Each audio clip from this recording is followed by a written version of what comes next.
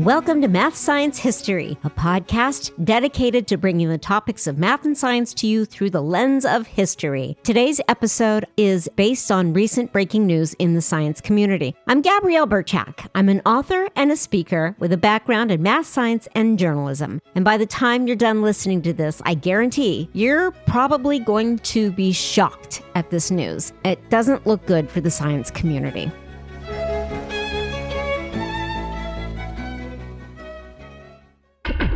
In the year 415, the infamous philosopher and mathematician Hypatia of Alexandria, Egypt, was savagely murdered by church monks. This murder shocked the Roman community and its government leaders. Hypatia was known far and wide as a respected philosopher, mathematician, government advisor, and a professor. Hypatia, The Sum of Her Life, is a book that I wrote that looks not just at the circumstances surrounding her death, but also at the sum of her entire life.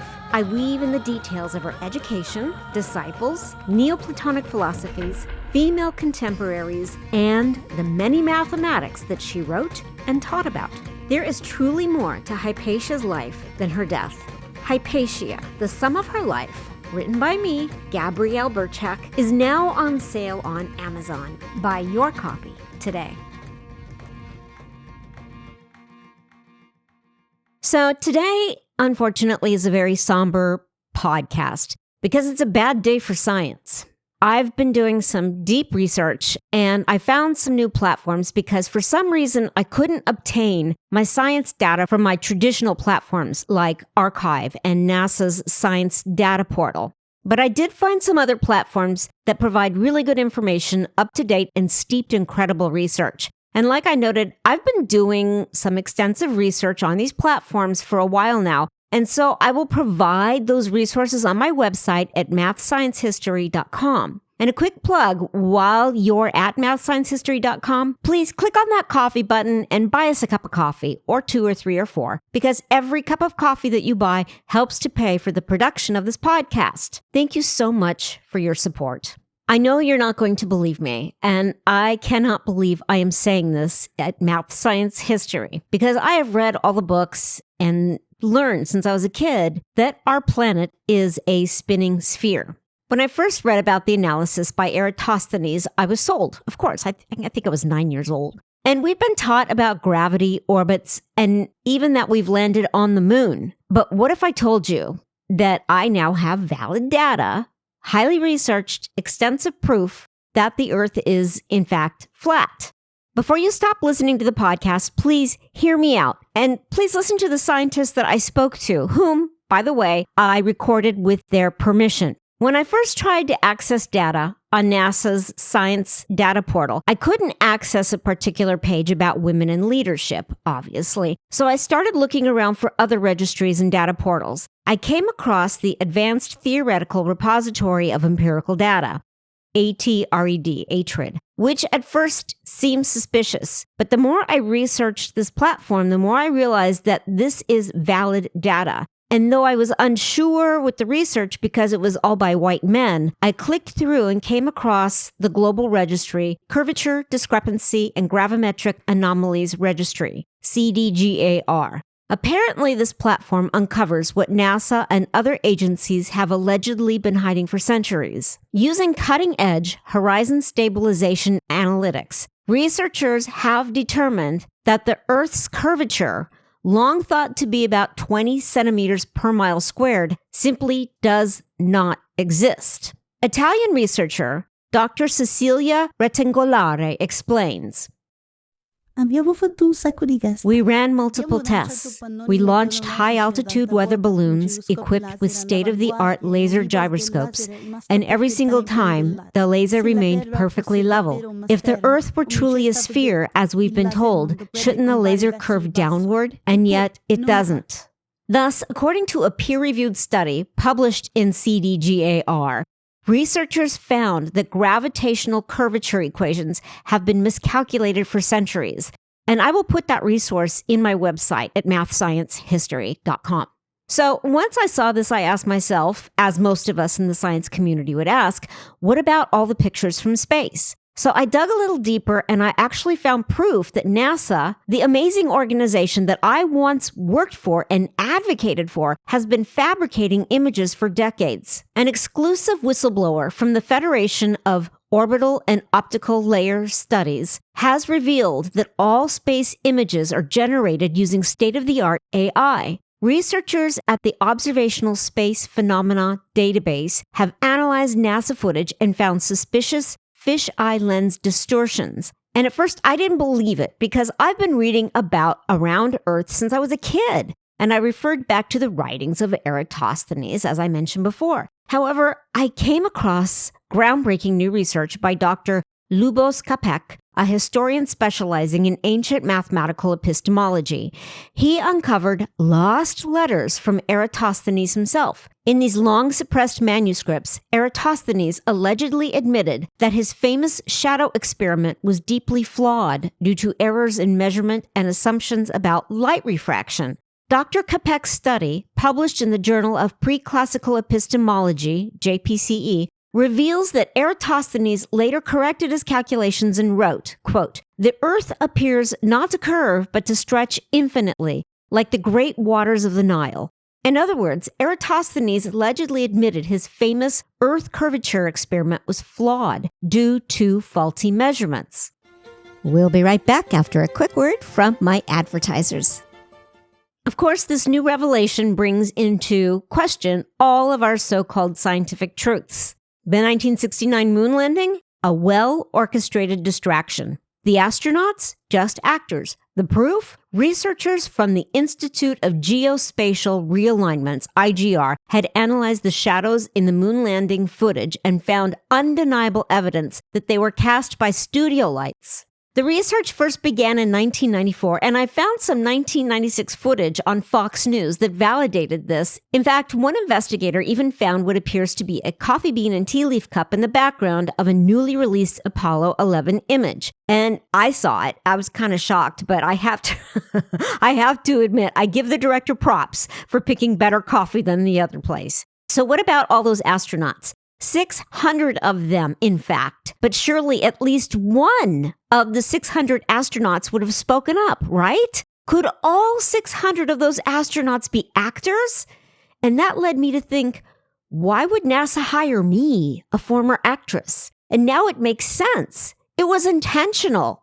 That's why they had no problem with me taking extra time during my lunch breaks to go do Dentine commercial auditions. Brush your breath, brush your breath, brush your breath with Dentine. Sorry, I had to do the plug. Anyhow, I was shocked that they would hire me, a former actress, to work at NASA. So this makes sense. Okay, now let's talk about those so-called live feeds from the International Space Station. Ever notice how the horizon is always curved? That's not Earth. It's a fisheye lens. In fact, I did my own experiment. I took a pancake and I held a curved piece of glass in front of my camera, and boom, it looked just like the globe, Earth. Case closed. It's all starting to make sense. And finally, there's the undeniable proof of the firmament. New high-powered telescope images have allegedly captured the faint reflection of a giant dome over Antarctica. That's right. Every single satellite is actually stuck to the dome, only moving when NASA updates their positioning software.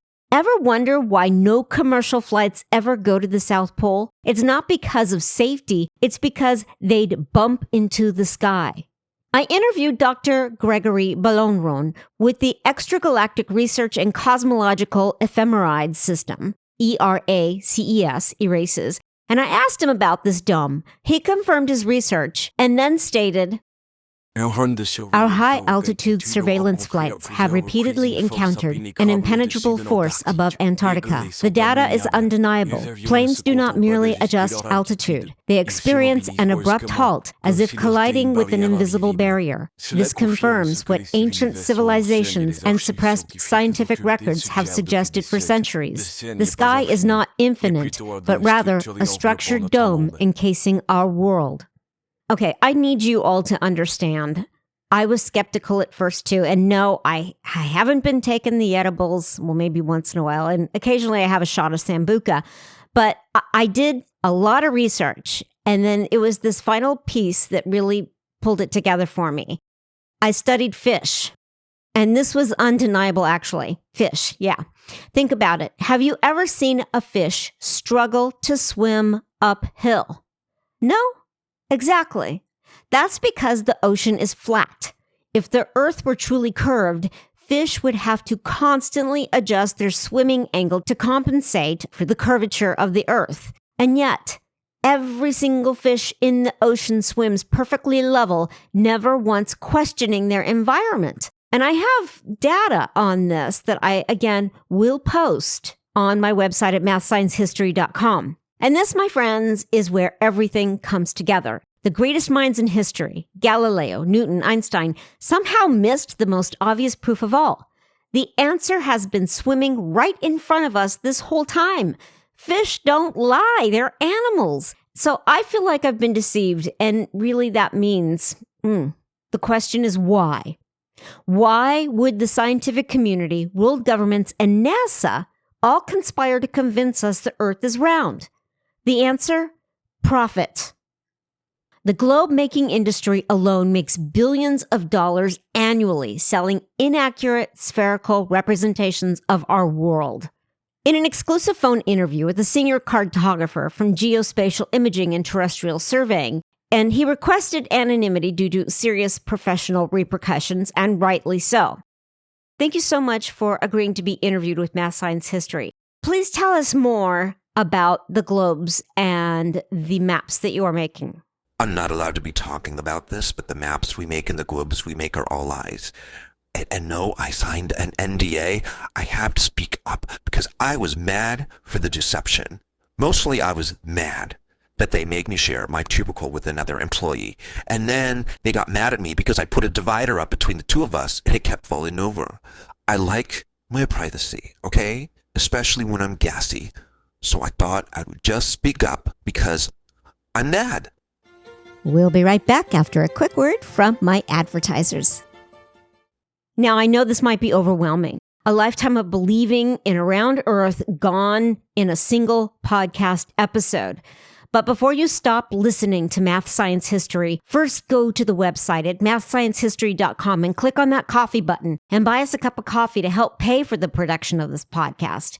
Then, before you challenge your science professors or teachers and throw their globes in the trash, look at your calendar.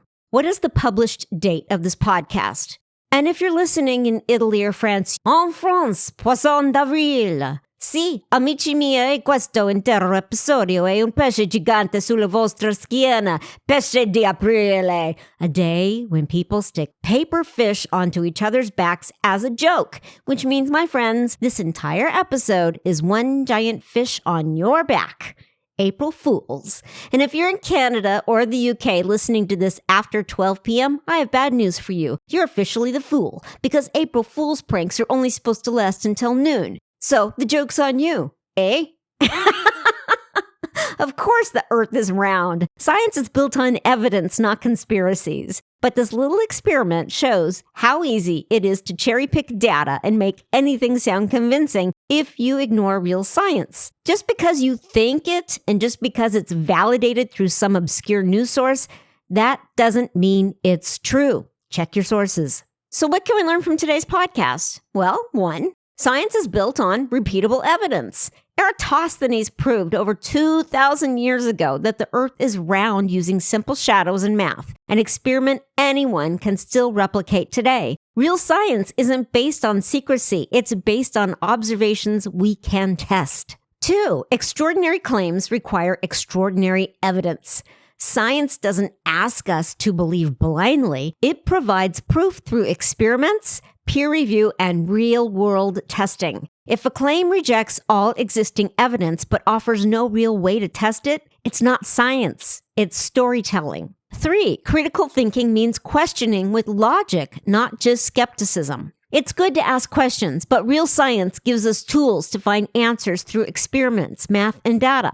If an idea requires a massive global conspiracy to explain why it hasn't been proven, it probably isn't science. And speaking of conspiracy, back to my comment about the 600 astronauts, Do you think NASA could really keep 600 astronauts quiet about the secret? I don't. Number 4, not all research is real. Know how to spot fake science. Misinformation spreads when people cherry-pick data, ignore peer review, or use complex-sounding jargon to make some nonsense seem credible. They also use clickbait. There's that too. Real science welcomes scrutiny, so always check the source. Look for expert consensus and ask, can this be tested? Just because you think it is, and just because it's validated through some obscure news source, that doesn't mean it's true. But if you still want to see those sources I mentioned on my website, visit us at mathsciencehistory.com. 5, we have firsthand proof from space. Astronauts aboard the ISS see the curvature of the Earth every day, and anyone can watch a weather balloon rise high enough to show the planet's round horizon. No special access or conspiracies, just real footage from real people. Thank you for tuning in to this Math Science History April Fool's Special. Be sure to subscribe, share, and please leave a review. Those reviews matter, especially if I fooled you. And until next time, stay curious, stay critical, stay grounded, especially on this round Earth. And until next time, carpe diem. Thank you for joining me at Math Science History. Please remember to subscribe to the show. Also, if you could leave a rating or a review, I would truly appreciate that. Those ratings and reviews really help to increase my listenership, which help me get more sponsors and advertisers, which help me keep the podcast up and running. If you want to learn more about the history of math and science, please visit me at mathsciencehistory.com. There you can find the transcripts and additional information to each topic, as well as additional links to other sites. Oh, and hey, if you like what you're listening to, and you like what you're reading, please feel free to click on that cup of coffee and make a donation to the podcast, because every cup of coffee that you buy helps me to pay for the expenses that go into making this podcast. If you would like an early peek and listen to the podcast, you can follow me on Patreon, where you can choose a tier or even pick your own price. Or you can also subscribe to Math Science History on Medium, where you can read an early release of the podcast, which includes the math. Also, if you're interested in having me speak at your school or your event, please visit me at GabrielleBurchak.com. I would love to come share the world of math, science, and history with you, your audience, and your students. Finally, if you're interested in leaving me a comment or submitting a podcast topic, you can always find me and Math Science History on your preferred platforms, including Instagram, Facebook, LinkedIn, Blue Sky, or you can just search the Googly for Gabrielle Burchak. Until next time, carpe diem.